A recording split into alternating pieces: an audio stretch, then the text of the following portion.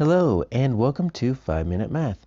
Today we are looking at the 4th grade concept of adding and subtracting whole numbers and decimals. This is standard 4.4a in the great state of Texas, and we are using item number 20 off the 2019 released STAAR test.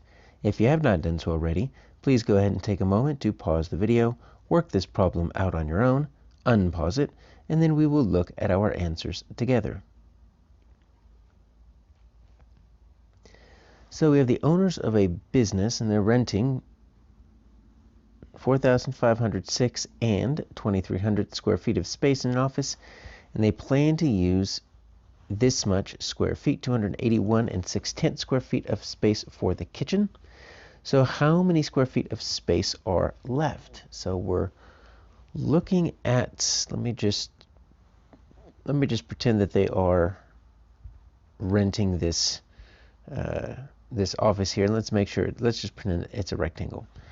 And we're going to say this whole thing right here is 4,506 and 2,300 of square feet. That's another way to say square feet right there. So that's area. We're looking at inside of a shape, most likely a rectangle, but maybe it could be another strange shape. And then they're going to use a little chunk for this kitchen. So they're going to use this right here, 281 and 6/10 square feet that's left over. And so the question is how much of this square feet is left? So we're looking at this right here.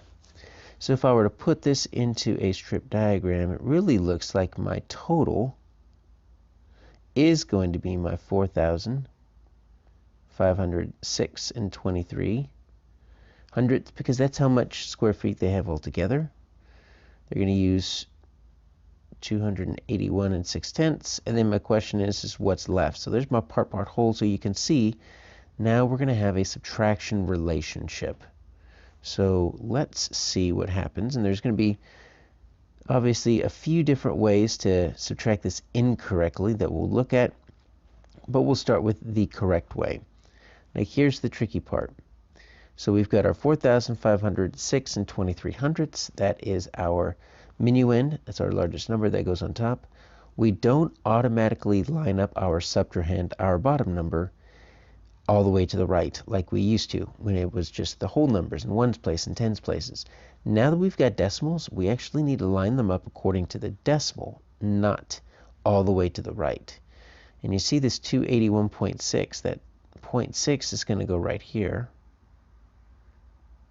This is how they look lined up. You notice my decimals are lined up on top of each other.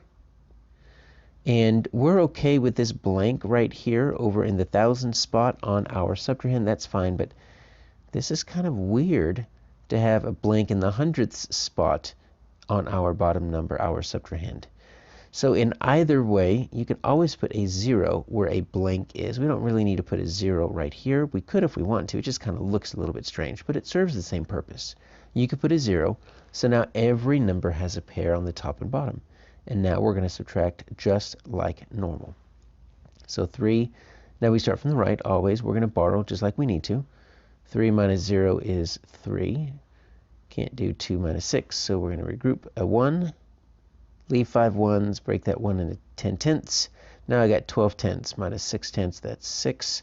5 minus 1 is 4. Can't do 0 minus 8. I'm going to take 100. Leave 4 hundreds, break that up into 10/10. 10/10 minus 8/10 is 2/10. 4 minus 2 is 2. And there we go. Looks like I've got my 4,224 and 63 hundredths. Now if I were to just completely shove this over like this and not line things up, watch this, 281.6.